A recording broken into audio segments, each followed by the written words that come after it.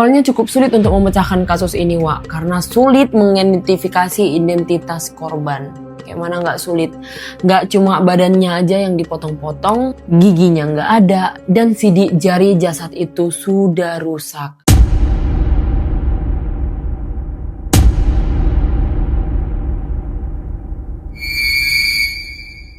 Halo, terima kasih udah mau singgah di videoku. Malam ini aku kembali lagi untuk menceritakan tentang seorang model cantik yang berasal dari California. Gadis ini bernama Jasmine Fior. Kehidupannya sangat sempurna, Wak. Dia seorang model terkenal dan punya masa depan yang sangat cerah. Awalnya dia mengira bahwa dia adalah salah satu wanita yang paling beruntung di muka bumi ini, Wak. Kekasihnya sangat tajir, memiliki kehidupan yang sangat sempurna. Seperti menemukan jodoh yang pas untuk menemani di hari tuanya. Tidak menunggu lama, hanya berjarak 2 hari saja dari perkenalan mereka memutuskan untuk menikah. Tapi keputusan untuk menikah bukanlah membuat Jasmine bahagia. Justru keputusan itu membuatnya kehilangan nyawa dalam waktu singkat. Seperti apa ceritanya? Tanpa berlama-lama lagi, sekarang kita masuk ke ceritanya.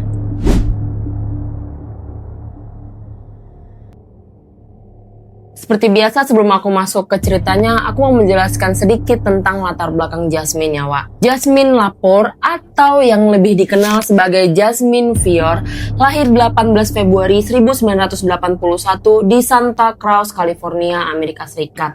Orang tua Jasmine bercerai ketika dia berusia 8 tahun dan sejak itu Jasmine dirawat oleh ibunya, Lisa Lapore, di Bonidon, California. Sejak kecil, Jasmine anaknya sangat aktif, Wak. Dia suka bermain sepak bola dan menghabiskan waktu remajanya bekerja sebagai pekerja swalayan di daerah tempat dia tinggal. Semakin dewasa, karir Jasmine semakin melejit. Ia mulai aktif di dunia permodelan, menjadi salah satu model pakaian dewasa, Wak. Gak jarang, ia sering tampil di acara-acara kasino, klub hiburan di wilayah Las Vegas. Selain menjadi seorang model yang terkenal, Jasmine juga bermimpi ingin membuka usaha sendiri, yaitu tempat gym atau tempat pelatihan pribadi.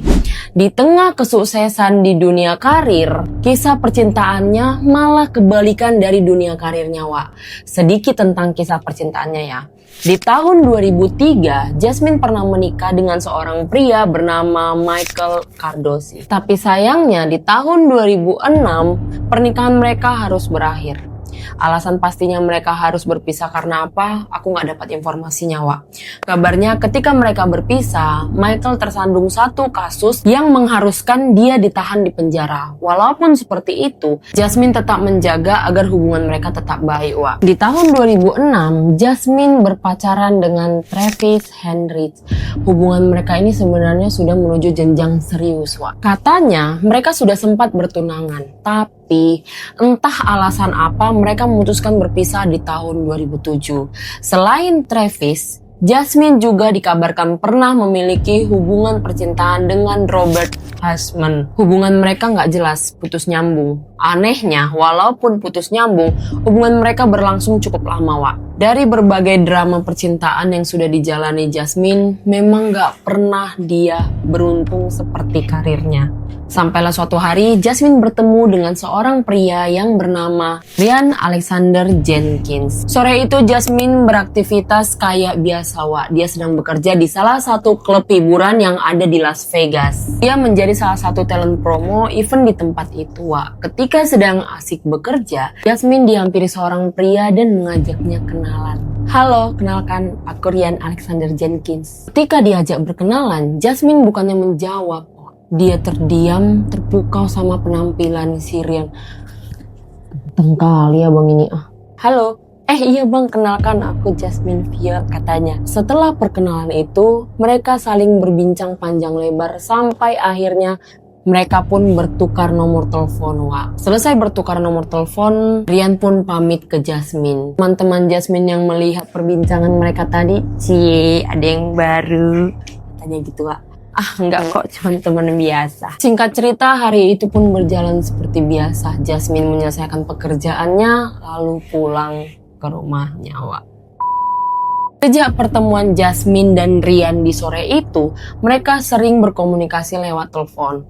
Dari perbincangan mereka yang menurut Jasmine sangat nyambung dan kelihatannya si Rian ini serius dengannya, Jasmine ini kaget ketika si Rian ngajak nikah. Kayak mana nggak kaget Wak? Baru 2 hari orang ini kenalan, tapi si Rian ini udah ngajak ke jenjang pernikahan. Fix memang serius abang ini sama aku. Gak mau dia lama-lama berhubungan tanpa status, makanya dia langsung ngajak nikah. Pikir si Jasmine, karena background percintaan yang penuh dengan drama dan ketidakjelasan sama sekali, tanpa pikir panjang si Jasmine ini langsung, ya aku mau bang, katanya sama si Rian.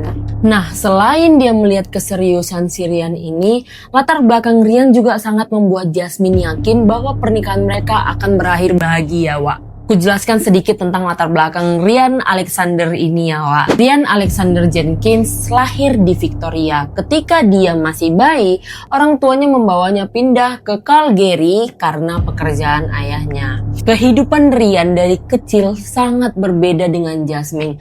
Jasmine kan dari kecil sudah bekerja keras untuk kehidupannya. Tapi Rian justru berasal dari keluarga yang cukup mapan secara ekonomi.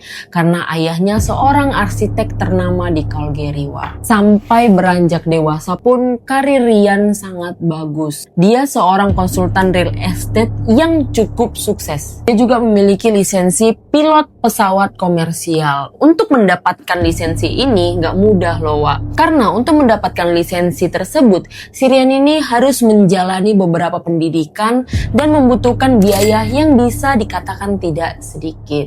Nggak cuma itu, Rian ini juga termasuk salah satu kontestan dalam reality show Megan Wants a Millionaire atau kayak sejenis Take Me Out-nya Amerika, Wak. Dengan dia mengikuti acara ini saja, memang sudah kelihatan tujuan si Rian ini untuk mencari pasangan hidup, ya kan? Inilah alasan kenapa Jasmine yakin kali sama si Rian ini, Wak. Mereka bertemu di tanggal 16 Maret 2009 dan memutuskan untuk menikah di 18 Maret 2009, hanya berjarak 2 hari saja. Singkat cerita, pernikahan mereka pun berjalan. Mereka membuat acara pernikahan sederhana di daerah Las Vegas Strip. Hari berganti minggu, minggu berganti bulan, ternyata pernikahan yang dibayangkan Jasmine indah itu salah besar, Wak.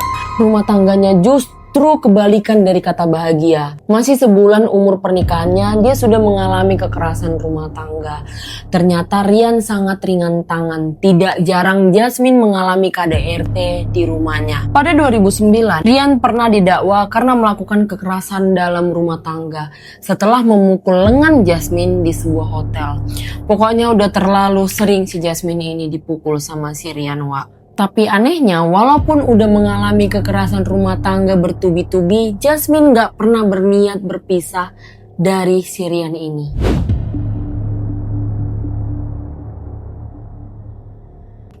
Agustus 2009, California diguncang karena penemuan sebuah koper yang berisikan potongan manusia di pembuangan sampah Buena Park. Polisi mengelilingi daerah itu dan melakukan olah TKP. Awalnya cukup sulit untuk memecahkan kasus ini, Wak, karena sulit mengidentifikasi identitas korban.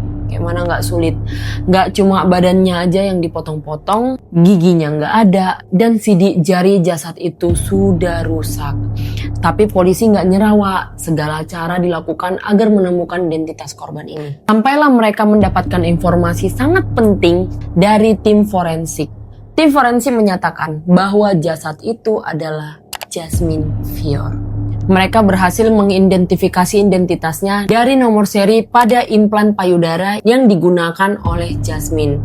Sedikit informasi, Wak. Setiap implan payudara yang diproduksi memang memiliki nomor seri. Nomor seri ini nggak cuma berfungsi sebagai penanda produksi saja, tapi merupakan bagian penting dalam sistem keadaan medis, pengawasan mutu, dan perlindungan terhadap pasien yang menggunakannya. Jadi memang tiap orang yang memasang implan payudara itu pasti memiliki nomor serinya masing-masing. Kayak nomor KTP, tiap orang kan beda-beda. Nah, kayak gitulah dia, Wak. Ada juga untungnya dia pakai implan payudara, iya kan? Karena si Rian ini sudah dikenal media, adalah salah satu kontestan reality show dan hubungan singkatnya dengan Jasmine, polisi nggak nunggu lama, Wak, untuk menentukan siapa pelakunya. Benar saja, tidak lama penemuan jasadnya Jasmine, ternyata Ryan sudah melarikan diri ke Kanada, Wak. Polisi melakukan pengejaran ke Kanada dan melacak setiap pergerakannya si Ryan ini. Sampailah pada akhir 23 Agustus 2009, Ryan pun ditemukan. Dia ditemukan di sebuah hotel Hope, British Columbia, dalam keadaan sudah tidak bernyawa, bunuh diri dia, Wak. Pengadilan, apa yang mau diadili? Satu-satunya tersangka yang dicurigai oleh pihak kepolisian sudah meninggal. Itulah tadi sedikit cerita mengenai perjalanan hidup seorang Jasmine Fior. Katanya, Wak, sebelum Jasmine kehilangan nyawanya, dia dan si Ryan ini berangkat ke San Diego untuk mengikuti sebuah turnamen poker. Check-inlah mereka di sebuah hotel dan keluar dari hotel itu di malam harinya. Besok paginya, si Ryan ini pulang ke hotel sendirian. Malam keluar sama Jasmine, paginya pulang ke hotel nggak sama Jasmine. Malam itulah terakhir kalinya CCTV hotel menangkap keberadaan Jasmine, Wak. Kemungkinan Ryan menghilangkan nyawa Jasmine karena si Jasmine ini kedapatan mengirim pesan ke mantan pacarnya. Si Ryan ini cemburu, Wak. Emosi dia, dipotong-potongnya si Jasmine. Untuk cewek-cewek yang di luar sana, kalau ketemu cowok yang ringan tangan, janganlah bertahan ya, Wak, ya. Udah habit itu. Kalau udah habit, udah nggak bisa diubah. Kalau bisa kalian lawan, bagus. Tumbui, tunjangi, bakar kalau perlu. Pokoknya janganlah sampai kalian jadi korbannya. Jangan bertahan karena cinta, Wak. Padahal kalian udah babak belur. Kalau cowok betulan sayang sama wanitanya, gak akan ringan tangan, gak akan kasar mereka, Wak. Oke lah, sampai di sini cerita kita malam ini. Kalau ada saran-saran atau ide-ide aku mau bahas apa di next video, kalian boleh komen di bawah. Kalau kalian suka dengan video ini, jangan lupa pencet tombol like-nya, pencet tombol subscribe, dan lonceng notifikasi, supaya kalian dapat notifikasi kalau aku upload video baru ya, Wak. Masih banyak informasi menarik dan menegangkan yang pengen kali ku share buat kalian. Sampai ketemu di video berikutnya, Wak. Dadah.